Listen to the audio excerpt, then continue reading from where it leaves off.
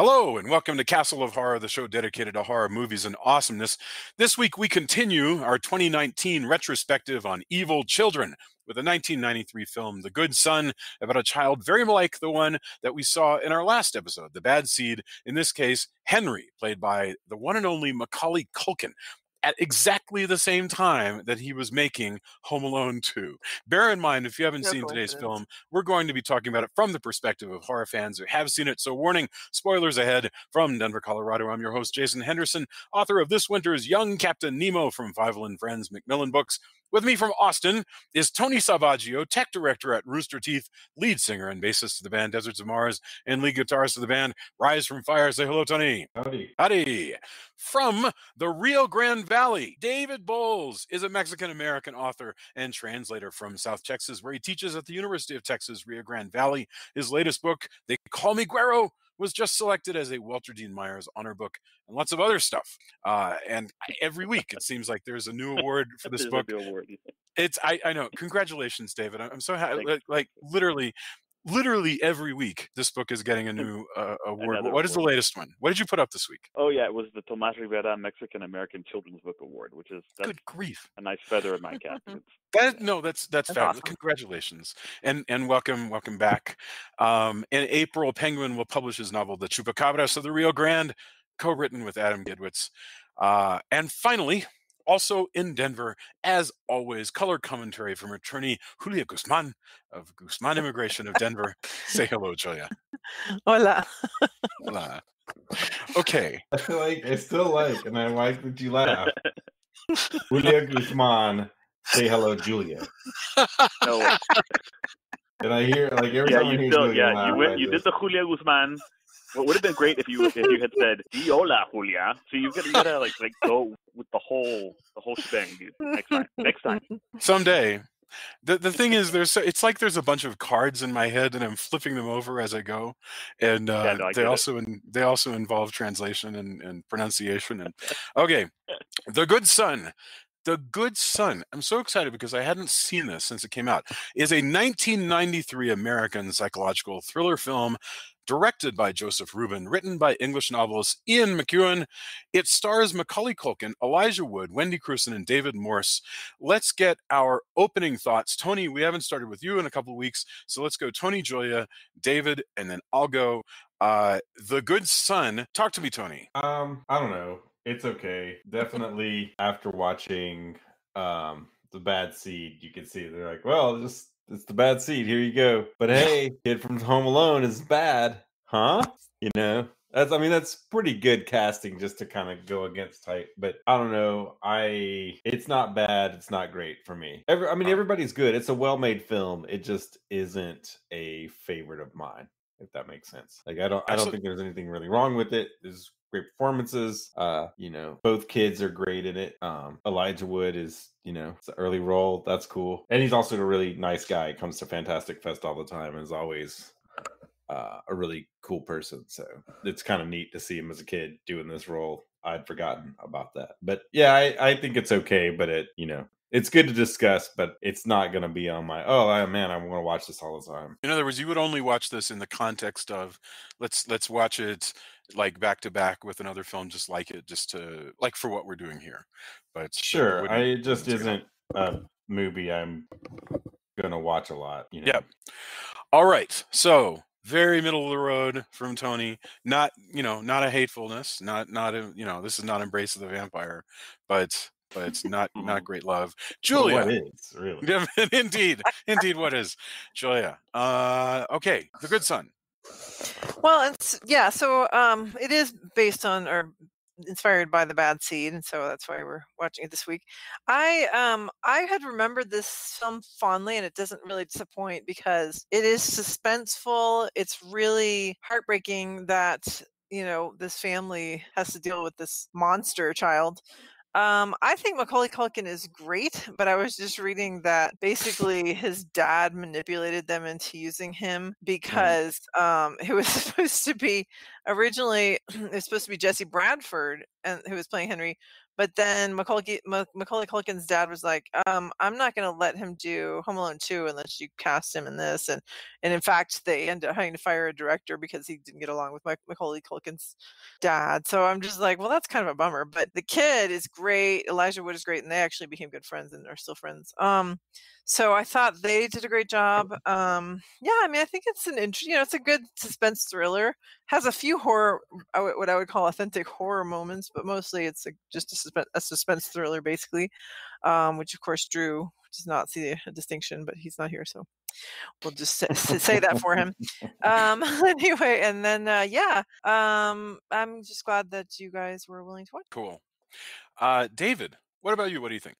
So I hadn't seen this since I rented it like on VHS and watched it with my wife like 2 decades ago. So it was really interesting to come back to it, and I actually enjoyed it for the most part. I mean, it's like this really weird hodgepodge, and when it starts and you get that little really over the top Bernstein score that feels like it's like from the 60s or 70s, and then you get like that font that's like almost Comic Sans. It's like you're like, what the hell?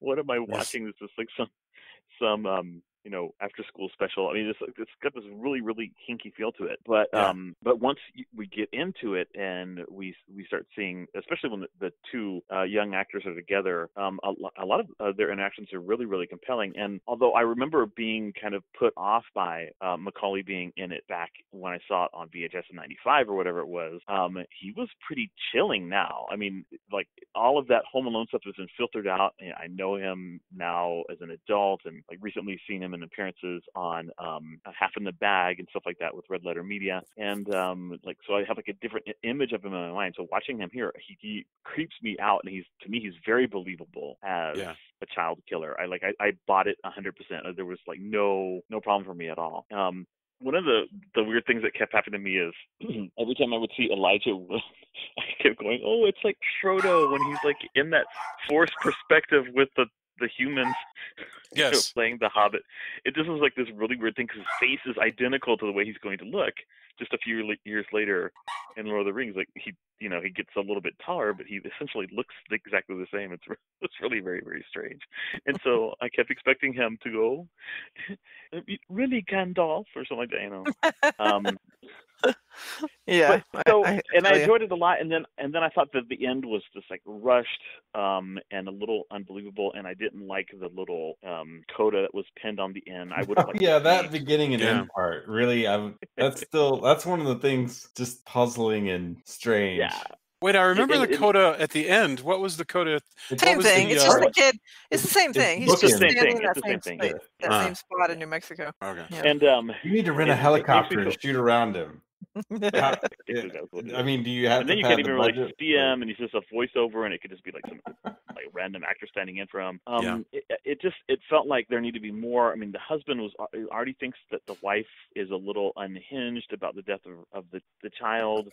I don't think that she would get away with dropping her son off the cliff. I think that there would have been. I think that you could have gone another 15-20 minutes of this movie and done some. Because she would get away with it because you have her and Elijah Wood's stories lining up perfectly, I think. Well, maybe.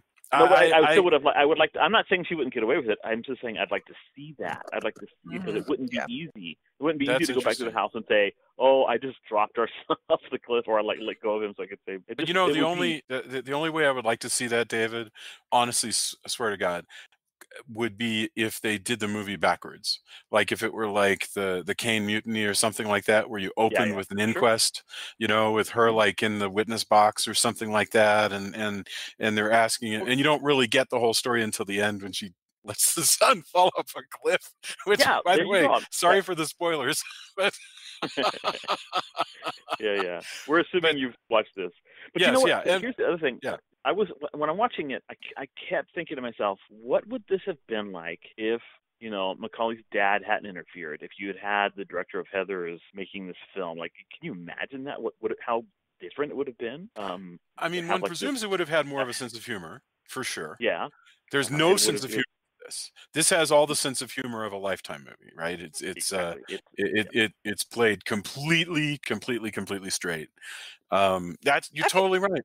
Yeah. I don't know about the directing, but I think I don't think it would have been too different with Jesse Bradford. I mean, I could see. I never saw him as a kid, but I've seen him as an adult, and I don't think he's that different an actor. No, but I mean, I just a lot of the directing decisions just weren't all that like compelling. I guess it just was like very flatly shot, something like that. So I'm just wondering how much more dynamic it might have been, and so forth. I mean, even as it was, it was pretty interesting, pretty tense. But yeah, no, I enjoyed it. I whatever. It was $3.99 is a bit steep to watch a damn 86-minute movie, but I wasn't horribly disappointed at the end of it. So the critical reaction of the time, the 2 thumbs down from Roper and Ebert, and just like all, I think that's just a little. It's a kind of mediocre film, like like Tony was saying, but I don't think it merits like just the universal opprobrium that it received. It seems really weird. It is strange that it's as disliked as it is, considering then thank you, David. I find this a completely adequate 90s thriller. And by 90s thriller, I mean there's something about it when you watch it that has that perfect, just like I love the grainy look of a 1970s thriller. There's a particular look to a 90s thriller that you can see in every piece at the beginning, the way that establishing shots are done, the way you open up with looks at the town. It's the grain of the film, everything about it screams the time that it came out, and I think it's a perfect example of the type. I like the fact that I agree with everything you said about how cool it would be to hear some of those extra bits, but at the same time, I like that it clips along at a good old-fashioned 90 minutes. That this thing is done. It is an interesting rework of the Bad Seed. The other thing that I would point out, 2 really interesting natural coolnesses about this film. One is the snow.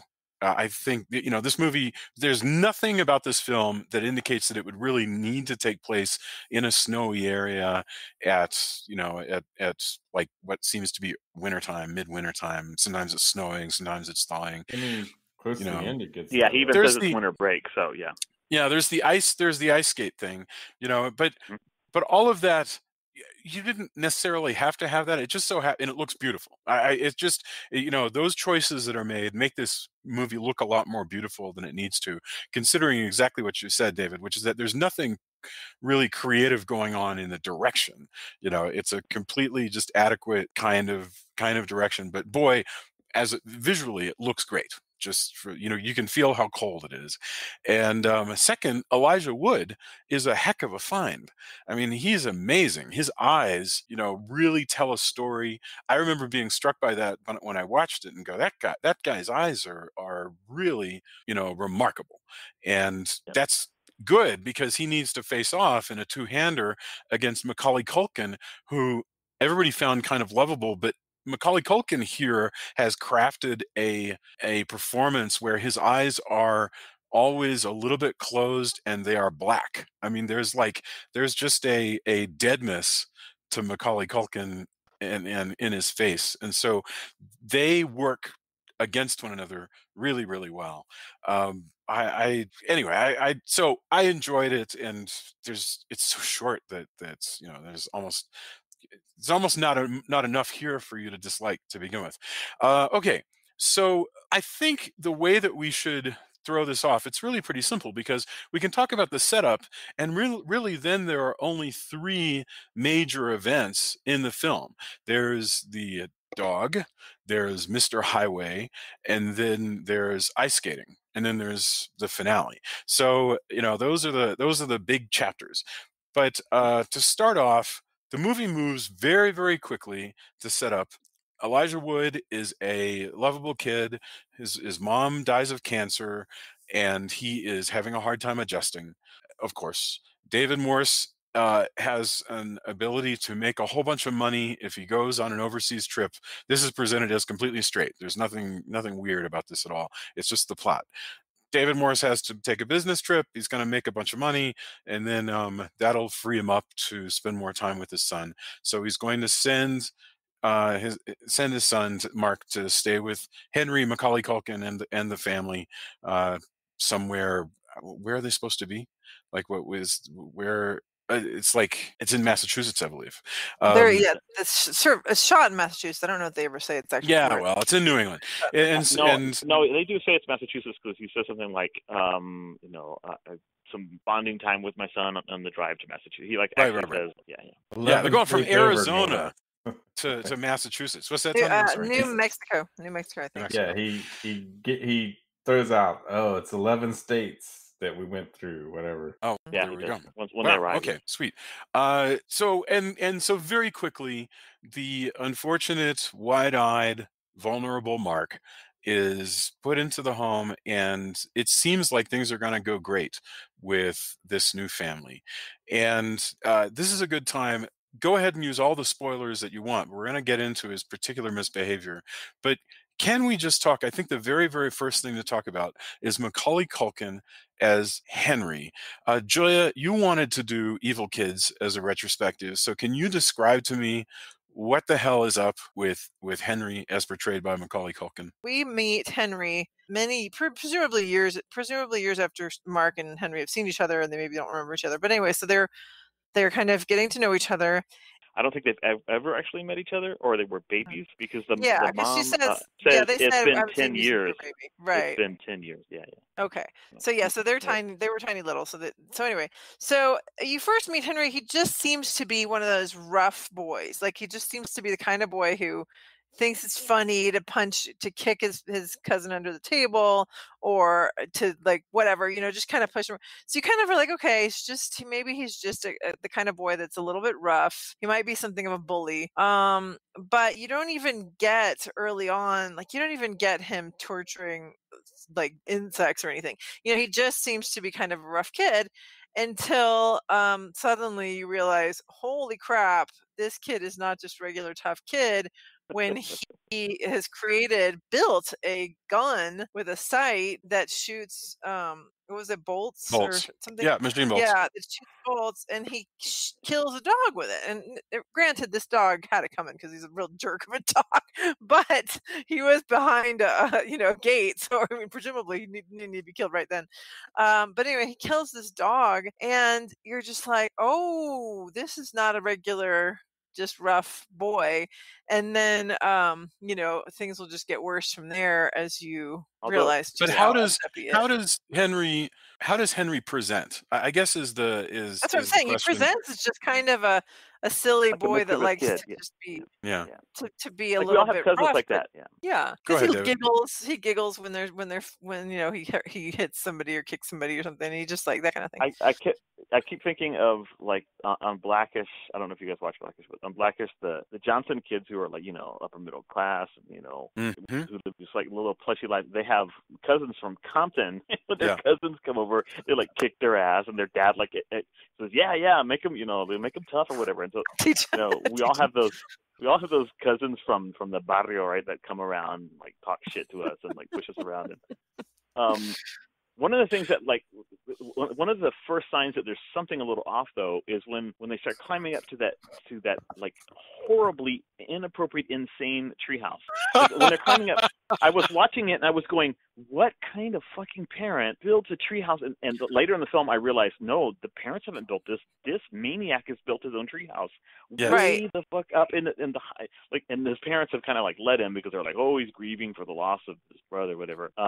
But that is a crazy, dangerous place, and of course, the branch thing breaks, or the little step breaks, and Elijah Wood almost falls, and there's that bit of foreshadowing, and he tells him, if I let go, Macaulay Culkin catches him, and he says, "If I let you go, do you think you could fly?" Yeah. There's several. I interrupt you. I'm sorry. No, that's go ahead. Well, there's several things that makes me think of.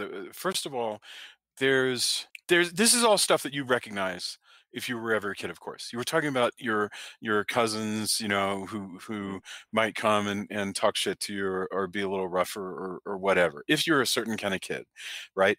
And I remember being there's that moment in Boyhood, the film that came out 2 or 3 years ago, and there's a moment where he's sort of wandering with some of his friends, and they wander into a house that's under construction and proceed to smoke cigarettes and destroy the house, breaking all the sheetrock and stuff. And his sort of look of not dismay, but just like being out of place, but also not really wandering away. That is a very familiar place, I think, when you're a kid. Is a lot of times you'll just suddenly find yourself in situations where there's stuff going on that you know is not right, that you shouldn't be participating in, but also for some reason you haven't quite built the, the wisdom and the backbone to like just walk away, or run away, as the case may be. As a And person that's with going on 2 here. stepbrothers and Yeah. some cousins that were maybe not violent as far as like, oh, I'm going to come beat you up or whatever, but definitely trouble. Yeah. In a way that, when you go to visit them, your parents go, well, if you don't have to do everything, like, Right. like, let us know if you feel uncomfortable, that kind of stuff. Yeah, I definitely could see how you could get to the point where, oh, well, I mean, yes, they won't do this. Like, we're not gonna, like, it won't go there. Of course, it always does. There's no way that it doesn't. But well, and Henry will he's so smart. He'll say things like, do you really think that I would do something like that? Which is a crazy thing he just really enjoys. This is what's bizarre about Henry's emotional deck that he's playing with, is that he really enjoys like screwing with your mind, like saying, well, you seem to think that I'm going to hurt that dog. Do you really think that I would do that? And of course you're thinking that, but he knows that because you're playing by all the rules of society, you're not going to say anything about it. There is a moment later on when he says something like, I can't remember it. He says something like, the moment you realize you can do anything is the moment that you're free. You're free, right? Yeah. And he's referring to having killed his little brother. There's another scene like early on that also hints at the fact that this is not just some mischievous kid. It's when he starts asking, Mark whether he got a good look at his mom after she was dead, and then he starts saying, after my brother was dead, I looked at him, his skin was blue, and da da da da da, and Mark is like, what the fuck? Yeah, right. And he's not supposed to. How did you do that? Because he was and killed him. Yeah. That's the first. I mean, real for sure clue you get that he killed his brother is because he saw him when he's dead, and then later on you find out that he wasn't supposed to have even been in the room. He's supposed to be downstairs playing, and in fact he was in the bathroom. And the only reason that the mom is having that conversation with him is because she finds the rubber ducky that she'd been looking for, that the baby had up until that point, and she's like, bed where she goes because she begins to suspect.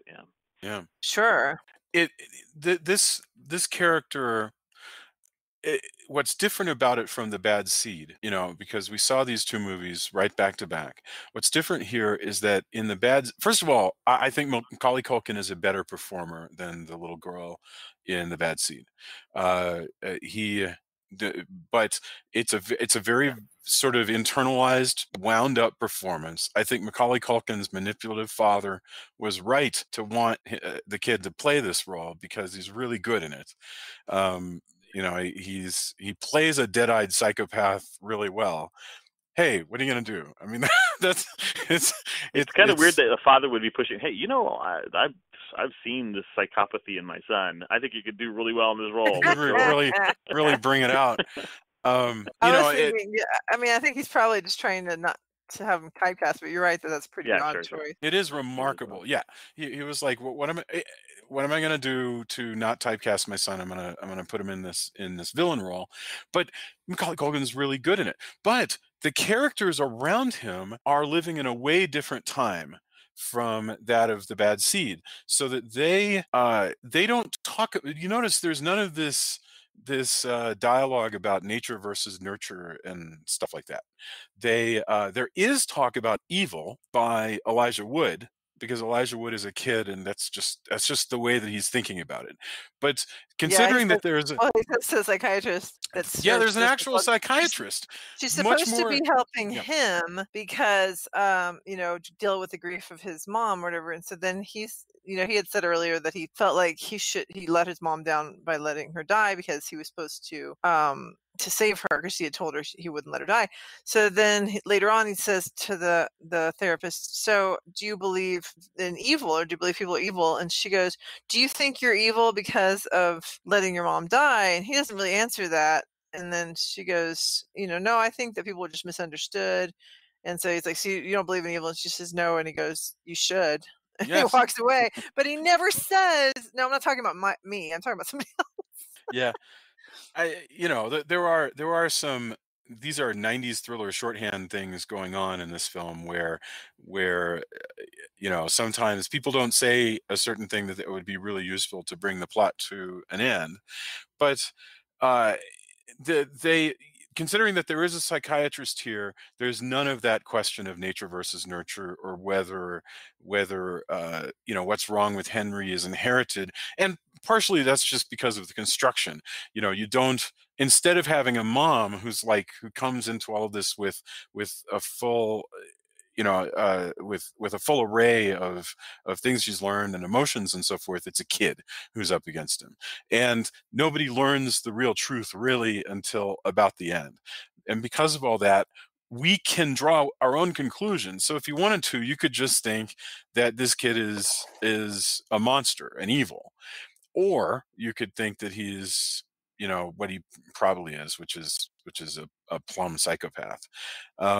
Let's not discuss the end right here, but I do think that one of the reasons why people decided not to like this movie is because people were very upset by the ending, which is daring. It's a crazy daring. So let's instead go to the 3 major chapters of Henry's bad behavior. The first one, Joy already gave us a preview of it, is this thing about this dog. One of the things that Henry likes to do when he is doing his daily rounds of just a kid screwing around on the shore of Manchester by the Sea is he likes to run down a pier that is guarded by a dog. And that's actually a funny moment, where they're, because he knows the dog is there, and so he's kind of wandered his cousin into the situation where they're going to get chased by a dog, and that is played for laughs, like the same kind of laughs that you have in The Body, Stand By Me. But later, that is the dog that he targets. The only thing that I would mention here, and you guys can throw in anything you like, if you're coming at this having read any articles, even in the 90s, about serial killers, you know that one of the first things that they're going to get comfortable with is killing animals. Do you think that, how sophisticated is Henry? Has Henry killed animals before? Because he still seems to be pretty curious about what's going to happen. I think he's definitely killed them. He just hasn't built such a sophisticated weapon, because he has the sights that he had to fix the sights before. Oh my God, that was great. Yeah.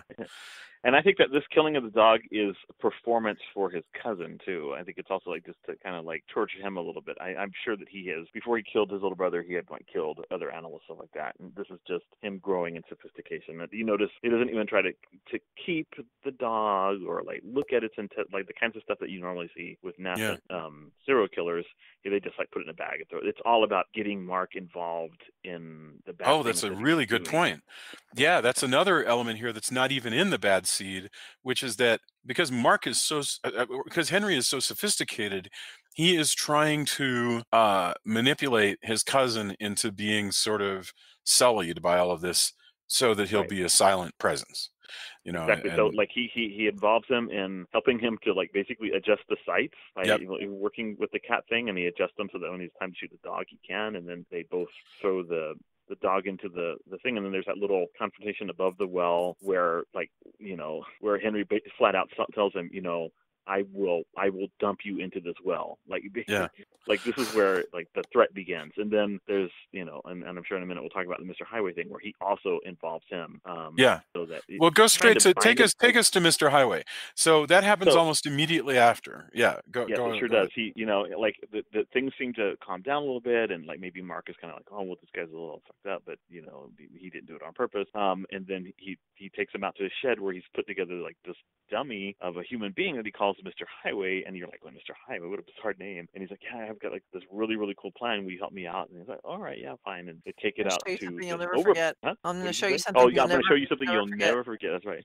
Yeah. So they take this thing to the overpass and they prop it up there, and you get to see like Mark kind of, what are we doing? Why are we propping this up here? Like what? So the cars can see it, and then Henry throws it off, and so all the cars thinking that it's a human like jumping off of this, and they swerve, and this one RV flips over, and all these cars smash into each other, and careen off the highway, and the engine stall, and like just the most chilling look in the world. The kind of thing that makes you think that if he hadn't like got addicted to drugs, like Macaulay could have been like one of the greatest actors of our generation. He just looks at all the mayhem going on below him, the devastation, with this cold smile of satisfaction.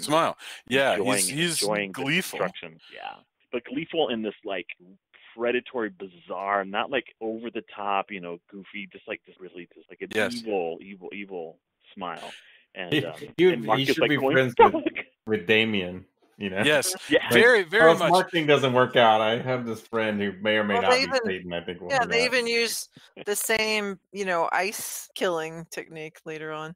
Well, yeah, you're right that it is like Damien, because remember Damien was all about this sort of Rube Goldberg situations of this one has just one step, which is drop a dummy. I think there are two places where this movie cheats right here, by the way. One is there's no way that nobody was killed in that accident if it were real, because I just think there was a copycat that killed a pregnant woman, right? Where some kids killed a pregnant woman doing the same thing. Yeah, I mean, it's extreme. Maybe you could get that lucky. I'm just saying that's luckier than you might expect if you're going to crash 10 cars this way. But second, I don't think I don't know if it's really true that Mark doesn't know what's going on. That doesn't quite sit with me as true, because he's a smart kid. He's got to know what's going on. I'm sure you just can't believe that somebody would do something like that. Yeah, I think that's what it is. I mean, like, I think the idea may flip through his mind, but he's like, nah, no. I guess that's true. It's going to have to be true because it's what happens, right? That's where the movie's going. He seems to genuinely not know, and afterwards he seems to be telling the truth. What you were saying a little while ago about accompanying, your raucous, rambunctious cousins, and they start doing crazy shit, and you're like there, and sometimes they're older than you or whatever, or like more worldly, and you're like, oh, I don't know. It just happened to me all the time. My cousins would drag me all over fucking McAllen doing it, stupid, crazy stuff, and I didn't know what. You just kind of join in. You also don't want to be, you don't want to be like a wet blanket or anything. Yeah, whatever. Yeah, being a kid is weird. Being a kid is weird. It's not just kids. Elijah Wood's character has a great ethical sense compared to most 12-year-olds. I mean, he is ethically pure compared to most 12-year-olds, dude. Most 12-year-olds they don't think about consequences until well after they've really fucked things up. It's a really good point. But it's not just kids. There is plenty of adults who go along with somebody who is a psycho or a narcissist or whatever, because they're like, surely they're not really bad. Like, you can't believe it. You just can't believe that somebody could be bad. I mean, think about all those stories. Gosh, Jason loves to watch true crime stuff, and it's amazing the kinds of things that people, and I'm not going to say, it's not always just women, sometimes it's men, but that women, like, they'll show, these women who will be like, with maybe even the guy's already in prison, but for sure the guy has already killed his other wives or whatever, and the women are just like, well, surely he's been, misjudged, because I like him, therefore he can't have actually killed anybody, or he can't have actually done anything wrong, or he can't have, or maybe he's changed, or I can change him. But it's like, people just don't want to believe that somebody is just evil. It's so shocking to us. Well, especially if you have nowhere else to turn. Like in this case, Elijah Wood doesn't have anywhere else to go. He, the personal cost to him to start to reveal what's wrong with Henry is the kind of thing that's going to get him in trouble. It's going to spoil things with his father. So there's all this insurance. I mean, in a way, evil little Henry has like just walls and walls and walls of armor around him as he's doing. And nobody's going to believe. Yeah, for sure, nobody's going to believe that Mark is telling the truth when he's the newcomer. Especially, this is what I started to say at the beginning. I don't think I actually finished the sentence. I'm really curious what this kid is like before Mark shows up, because there's no way he's never shown any sign of this evil to his family. Like, surely at some point they've told him he can't have something he wants, and he's thrown a huge temper tantrum, and they've been like, "Whoa, dude!" You know, like when he tries, when she tries to take but they rubber clearly ducky let him away do from like that. May be true, but I think that also because of the grief over the loss of Robert, whatever the kid, little kid's name. Richard. Yeah. Richard. I think they've kind of like let him like run wild. I mean, he's got his own like tool shed. He's got his own weird tree house. He's like, you know, gone until like dusk without their like really being too concerned. Well, that happened. Well, I think I guess what I'm trying to say is maybe they're grappling with their grief, and of course they have him seeing a psychologist. So the reason that Mark is sent with this woman is because Henry's already seeing her, and when Mark's dad leaves him there, Mark's aunt says, you know, well, maybe he can see Dr. whatever her name is who Henry is seeing, and so okay, that's a good idea. Well, I think it is a big deal that they're dealing with grief, and so they've probably, even if they've seen things, they have probably convinced themselves, A, they have their own stuff going on, and B, he's probably just dealing with things, you know? Mm-hmm. Because it's pretty easy if you're dealing with a lot of stuff to not have the emotional bandwidth to even think that your kid, like, plus who wants to admit that? Like, one kid's dead, we're gonna have to maybe put another kid away. Your mind does all kinds of things, and so I think that's a big part of it where they don't want to admit, even if they saw the signs, they may not even recognize them as those signs because that would just be too terrible. I liked what you said about bandwidth. That's such a good word for it. That they just I will say, I mean, as a mom, to just, you know, even admitting that your kid has done anything wrong, it's like so devastating because you feel like not only, boy, now I have to deal with this kid that's got these problems, but also I have failed as a parent. And so if you, you know, if she's in that place where she's grieving her kid, of course she doesn't want to believe that somehow they caused it. I mean, basically, admitting that your kid killed your other kid is saying you killed your kid, because it's like saying I screwed this up somehow, and I wasn't. Not only was I not there to supervise, but I created this monster. And so I think, but I don't think that Henry was seeing that therapist. I think because he goes to talk to her and he goes, "No, I think I like therapy." No, seriously, it's in the very beginning when Mark's dad is leaving him. She says, while he's here, maybe he can go see Dr. So and so. Henry's you're right. Literally. Okay, well, because when Henry goes to talk to her, he kind of makes it sound like, "Oh yeah, I talked to her for a while. I kind of like therapy." And he almost made it sound like I think it's a mild inconsistency because you're right. That line of dialogue from Henry, and we can gloss over it by saying Henry's just making a funny joke for but also Elijah Wood to see Henry there. So I feel like if he was seeing her before, he hasn't been seeing her in a long time. Yeah. No, you're totally right. I was just thinking, by the way, I was looking at the cast and crew of this. Joseph Rubin is the director of this film, you know, and I talked about it having that 90s thriller look, and he made Sleeping with the Enemy, which has a very similar look, you know, beautiful Victorian houses, you know, like a real feel for the dangers of middle class communities, and if you remember in that one, you had it's Patrick Bergin, right, as a complete psychopath husband. Something I was thinking about too, that I found interesting watching the movie, is there's a couple different ways it could go. I find it interesting that he's decided to basically kind of either groom or like kind of have a partner in crime with Mark, or try to, rather than try to scapegoat him. And he doesn't even do that until he realizes, oh, he's not going to be cool. He's not going to come along. Yeah. But a lot of other kind of manipulative kids would have been like, oh, look, now I have the perfect person to pin this on. And hey, I mean, who's going to believe him? He's grieving his mom. Yeah. But instead, you know, we get a kid who's like, well, let me see if I can convince him to, you know, be cool with murder. Yeah. Let's see how they wrecked a bunch of cars. It gets in the news. Yeah. Nobody knows that's the amazing thing. This family's so like tied up in its own stuff that they don't even, that thing on the news, that big pileup, there's not in a million years would they connect it to anybody in their house.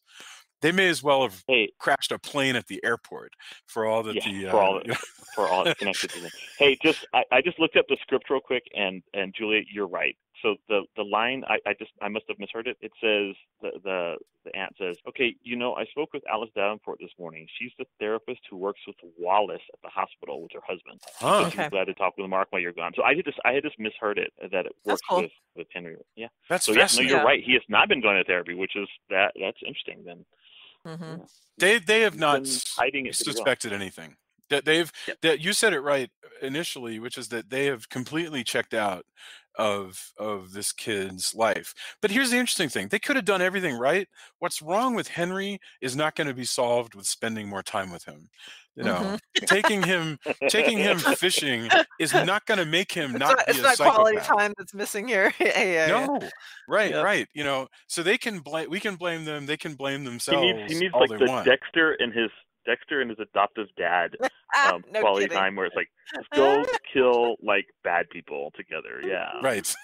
Yeah, channel your evil to kill bad people who deserve it. Yeah. So what another thing, of course we know that this is a 90-minute thriller, and so of course the parts of the movie are the parts that are where things are getting interesting.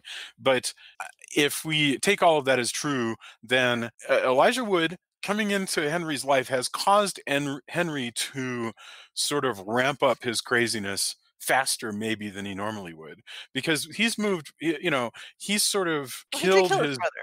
He did kill his brother, but it's been a while. It's been like a year, and who knows why he did that or what brought that on. But now he's really quickly moving to. I was going to say, I think we kind of get an idea of why when the mom discovers the rubber ducky. Yeah, it's jealousy. He says, yeah, exactly. He says it was mine before it was his. Yeah. So it's kind of like being replaced. But the sister doesn't really replace him because she's a girl and he can torment her and she's weak or whatever. But now he's decided he's going to kill her.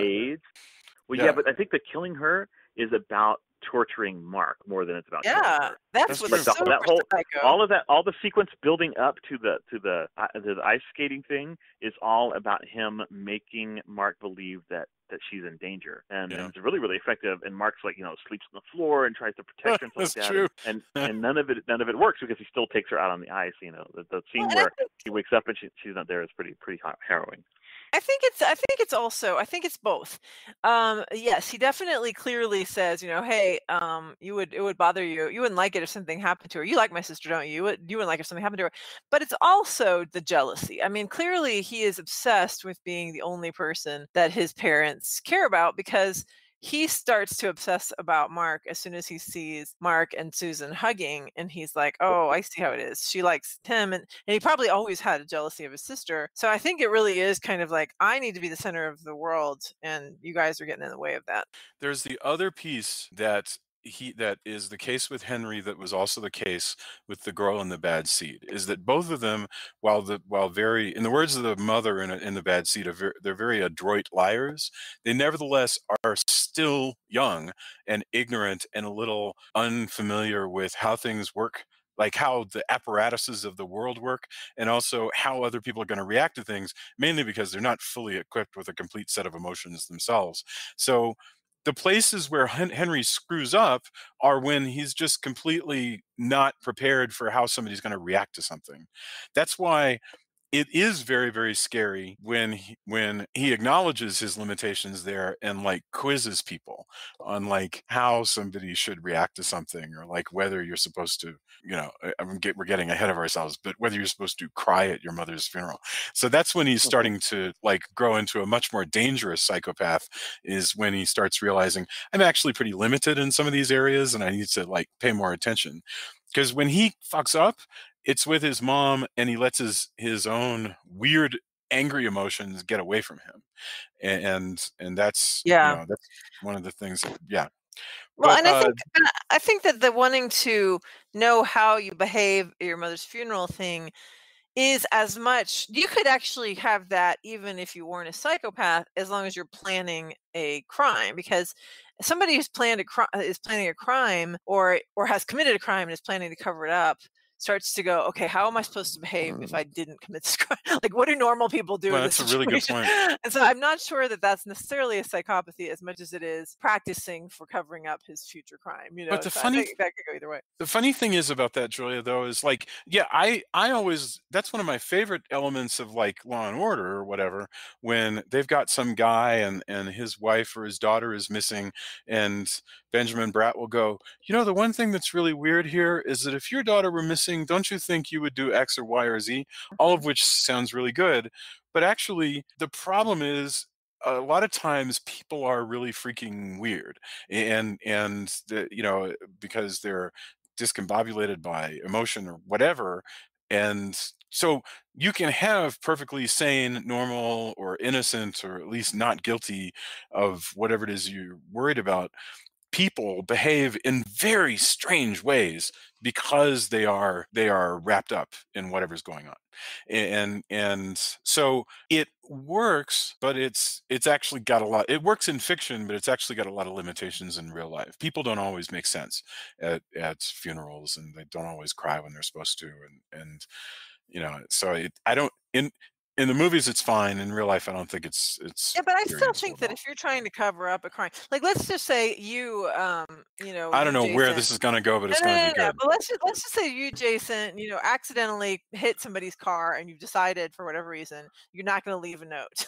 Yeah. So now somebody's gonna ask you about it because it's your car was seen in the area. So you're like thinking, okay, how would I answer this if I hadn't hit that person's car?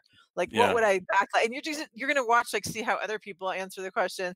I mean, it's not necessarily like I say that it's a movie thing. I think it is just Yeah, it's acting, true. like trying to act like as if you hadn't done it.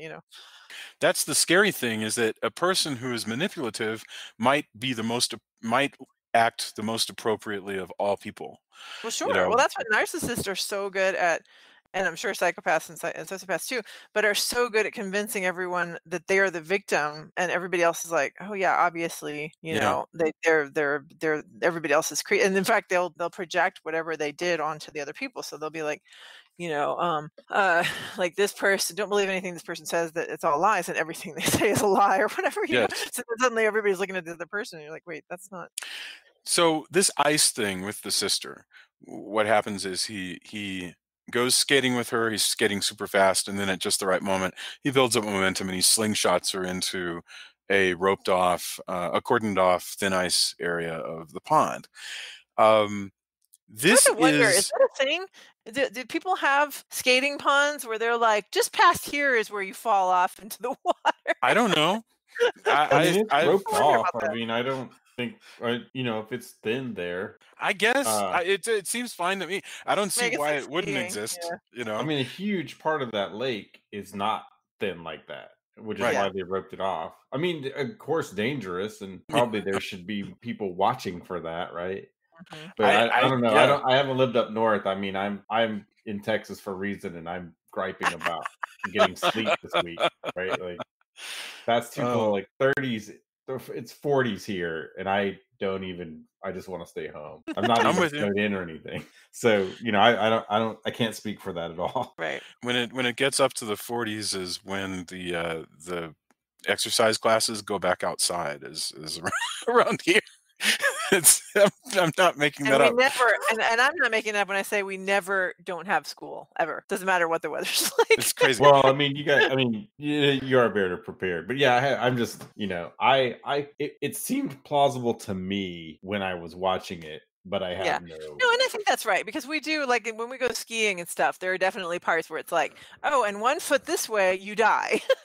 Right. So I mean, I think that's probably true. It's more like those places where it's warmed up, and so the snow's gotten too thin. There's more rocks and trees over there, so they'll rope that. Sure.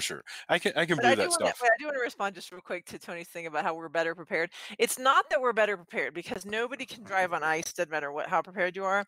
And what happens here is it snows, then it starts to melt a little, then it freezes overnight, and then everything is just ice.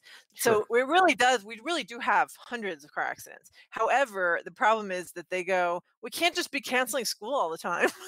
We just gonna have to deal. It's just a thing that happens. It's like if you have school, in the desert, and they're like, it's gonna be hot. Sorry, dude. I don't know what to tell you.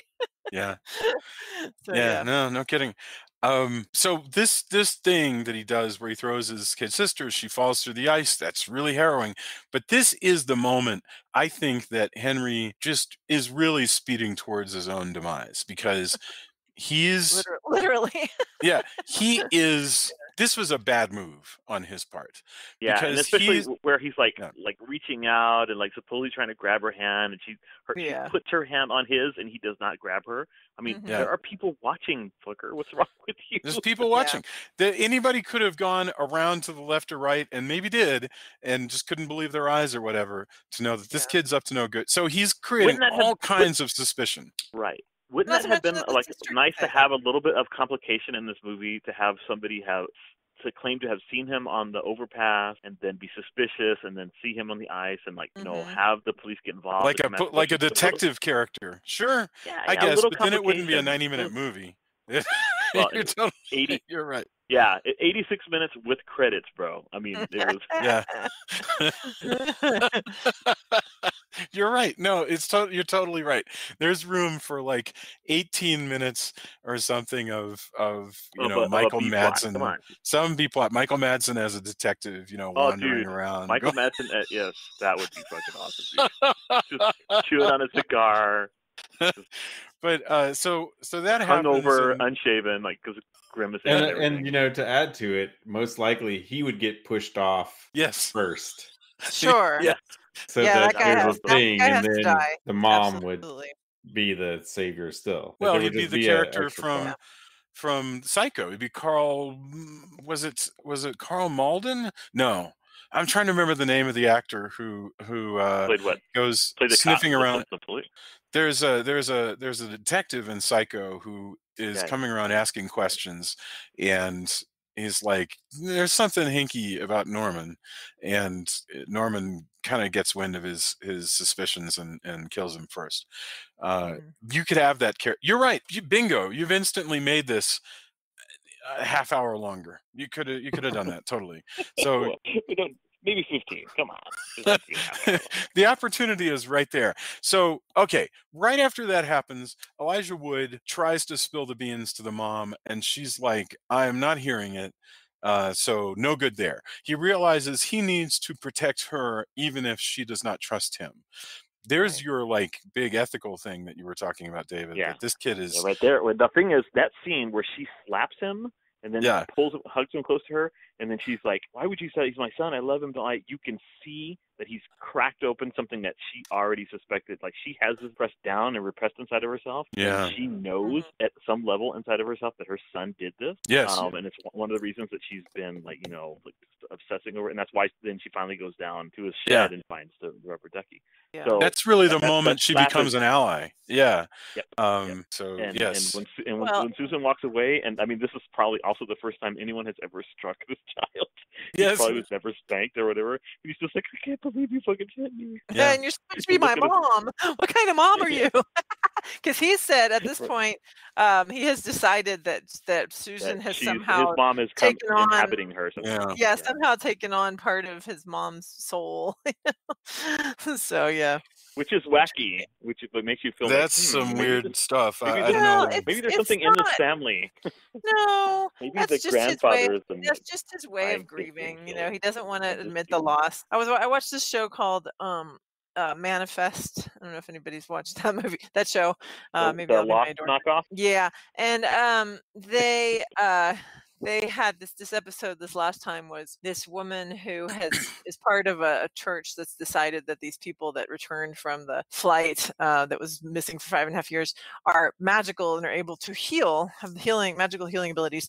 And so she holds one of the returned at gunpoint and tells them they have to save her husband. And it's because she's just in such grief that she's completely denying that he's going to die. And that's what it is here. I mean, he's just in denial. He's like, I don't want my mom to be gone, therefore I'm gonna project her on so Susan. That's in a movie with almost no complications, that's a mild complication. Like you could sort of shave that business off as well, because it's like, but it does make the movie slightly more complex, that he has developed these weird ideas. Because you could just as well say, I've begun to think of her as a replacement mother. There's all kinds of smoother ways you could do it, but they've deliberately made it odd, where he says, I feel like my mother's spirit is in this woman. And that perturbs Henry, who says, don't fuck with me, because he certainly has a jealous. That's a really, really great line too, where yes, where he's getting ready to go down, and he's like, Mark, and Mark looks up and he's like, don't fuck with me, and you're like, right. And I read it as emotionally, don't fuck with me. Like Henry was saying, I'm not completely certain what the hell you're going on about, Mark, but whatever it is, I don't want to hear it. And if you're just making stuff up to screw with me, I'm not the person that you want to be screwing with. That's great. That's cool stuff. So that gets us really quickly to the finale. There is the business where, basically, the food poisoning part. That's a great scene. Oh yeah, I forgot about this. He goes down to the refrigerator in the middle of the night to get a snack, and Henry just pops out of the darkness behind him, and he's like, "Oh, so you can get something. Go ahead, eat. I haven't poisoned anything. Why would I poison my family?" Well, and he's like, "What the fuck?" No. He doesn't. He doesn't go down to get a snack. He hears something, and he gets up to check because he's still obsessed with Henry. So he gets up to check on Henry, and he's like, "Okay, the sister's in her bed. She seems okay." But I'm going to look for him. And he goes in the kitchen. The refrigerator door is open. So then he goes to the refrigerator, like, what the hell? And then that's when Henry pops up behind him and goes, oh, are you getting a snack? And he's like, oh. And what does he say to make him think that he may have poisoned the food? Well, it's not like he just stands there for a minute. Like, he gets this look on his face like, what? I don't know if I'm going to grab any of that. And he's like, what? Are you suggesting that I'm like, you think I might poison my family? Yeah. And then he tries to shove all the food down the disposal. What do you call it? The disposal. And Henry goes and gets his parents. That's a truly nutty sequence, and that's the moment that it doesn't even matter if he actually poisoned anything or not, because the effect of it is it makes everybody distrust Mark even more. And at this point, it's a race between Henry trying to make sure that nobody will believe Mark if Mark is trying to cast suspicion on him, and Mark trying to reveal what a bad guy Henry is before he does serious damage, because he's already tried to kill his sister. And he already has killed his brother. Yeah, and very quickly what we get to is the final moments where after a fight where the dad of Henry catches Mark with a pair of scissors to Henry's neck because they were, he goes, well, he started it, he's going to try to, he's going to try to kill Susan. And this very, very quickly moves. At this point, the movie moves at light speed, because Mom has been wandering around and has decided, yeah, for real, I think my son killed my other son. So she gets back. Hey, Mom, let's go walk in the woods. Mark is trapped inside the house waiting for the psychiatrist, but luckily when she shows up, it gives him a clean way out of the building, and he chases, and that gets us to the finale. Where the mom basically, confronts her son and says, "Did you just tell me the truth? Did you kill him?" And he's like, "And so what if I did?" Which is like, what if I did? Oh my God! And by the way, you say he got a clean way. You say he got a clean way out of the building, but he actually had just broken the window with a chair when they walked in the room. So he's like, "Oh, good, I can run out instead of climbing through this window." The jagged glass. Right. Well, that was what Yes. So, and like I say, this ending where first Susan winds up going over the cliff, but then climbs back up. And then I'm not even going to waste time with all the details. She winds up in the end holding both of the boys hanging over the cliff. No, the detail is important, because the kid has pushed. Okay, he has run off. Are they really? It doesn't matter. It's just an excuse to get to both of the kids over the cliff. No, it's important. It's important. The kid, Henry has run off. Mom thinks that Henry's going to go kill himself because he doesn't want to get sent off to an institution. So she runs after him, goes to the edge of the cliff, sees he has not jumped off, and then he goes, "Oh, what, Mom? Do you think I would jump? No, I would never do that." And then he pushes her off. And then when he sees that she's caught herself on a branch, he's about to throw a boulder down on top of her to make sure she so goes it's down. clear to her at this point that he is definitely, Yeah, and that's when Mark comes out of nowhere and knocks him over, and they fight. And then that's when, like you said, she climbs up and they fall, and she catches both of them. Okay, now she's got both of them, and so now you are at the end. Now remember, the Bad Seed, the book ends with the little girl Rhoda is going to just grow up into a serial killer because the mom dies and Rhoda survives. In the movie, God intervenes and strikes her with lightning. But so then she's going to become a monster from other monster movies and come back. What we Jason Voorhees. Yes. But here, Susan can only save one child because she's not strong enough to lift both of them, and she's got a better grip on Henry, who also has a better grip on her. But and there's no just moment of dialogue. They're both just saying random stuff. Please, no, don't, blah blah blah. Don't let me go. There's no Emperor Palpatine moment where Henry says something truly nuts that snaps her out of it. She just, of her own volition, remembers, I guess, hey, you were about to drop a rock on my head, and you're a killer. Super evil. You're super evil, and she sort of flicks him away. But it's obviously very hard. Well, no, she pulls her hand away, and she flinches, and she does not look at him fall. She just pulls Mark. Yeah, she pulls her hand away to catch Mark. Yeah. Yeah, and she does not look down at her son. She just you could see it's hard for her, no matter what he's in. It is clearly very, very hard for her, and it's very skillfully done. I did not have a problem with this ending. I thought it was amazing. I thought, but I think that this is the thing that really disgusted the reviewers. And when a reviewer gets disgusted by an ending or by one scene, it'll poison the whole rest of the review. So I think that's what happened, is that everybody decided, I don't like that the kid gets killed or that the mom tosses him, so that's just my feeling, is that this ending is the thing that turned people against the film. Yeah, possibly. No, I think it might have been interesting because there are things in the script that could have been mined for this moment, like where in the house, in the tree house, he tells Mark, if I let you go, do you think you could fly?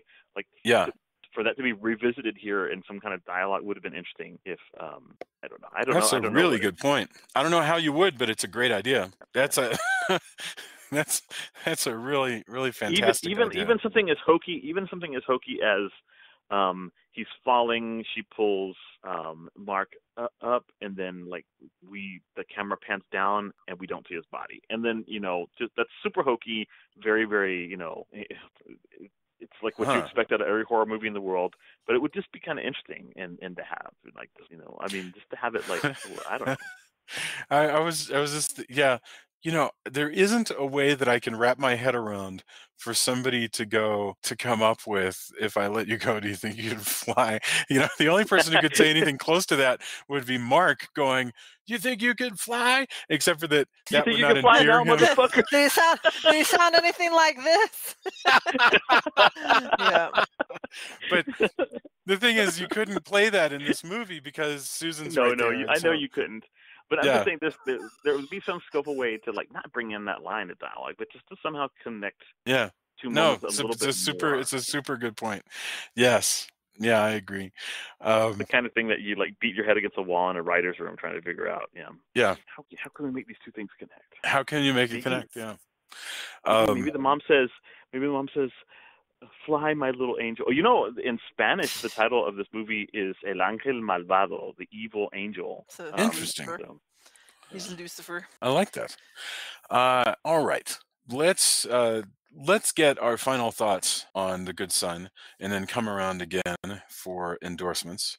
So what was the order we went in? I think it was Tony, Julia, David. So Tony, The Good Son. This is probably the last evil child that we will do for a while because we're about to go into Hellraiser.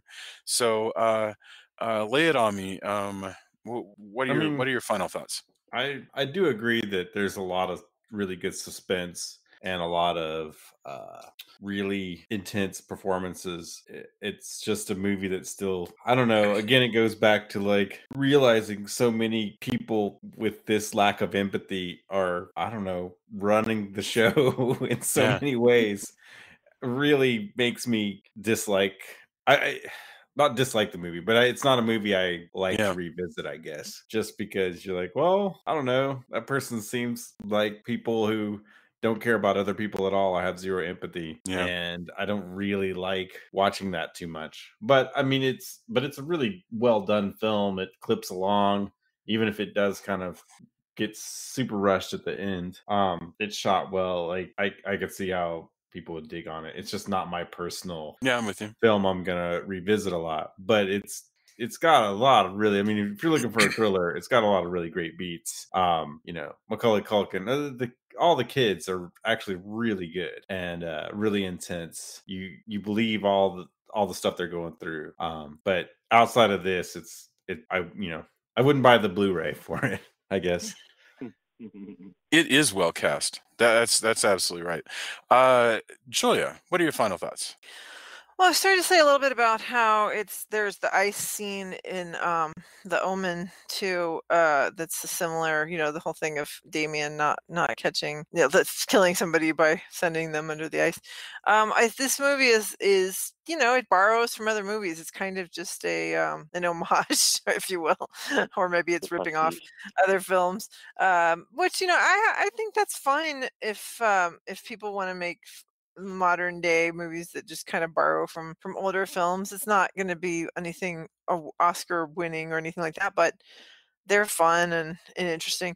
I like it a lot. Like I've said before, to me what speaks to me a lot is the whole thing as a mom of just, oh my gosh, that poor woman, what she's going through, having to deal with not only like the loss of one child, but the loss of the second child, both at the level of realizing he's evil and then of course him dying.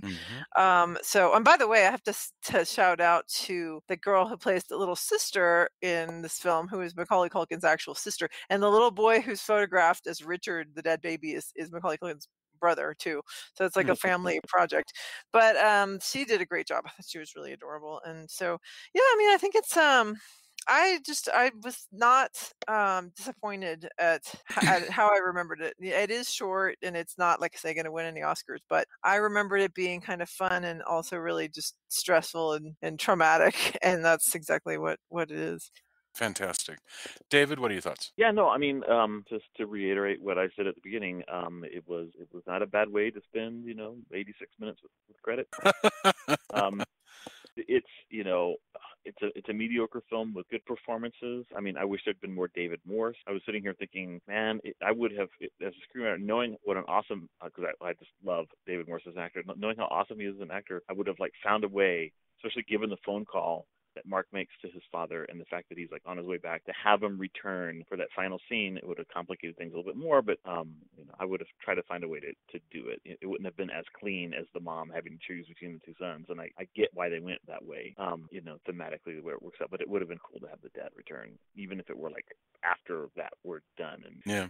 But yeah, no, overall, a fun film, one of the most memorable performances by Macaulay Culkin, and Elijah Wood, it's definitely a film that brought him to my attention and made me excited to see more things about him. So, one of those films where the adults don't make a big impression on you, but the kids do well, and it's usually the other way around. So that's always nice. Fantastic.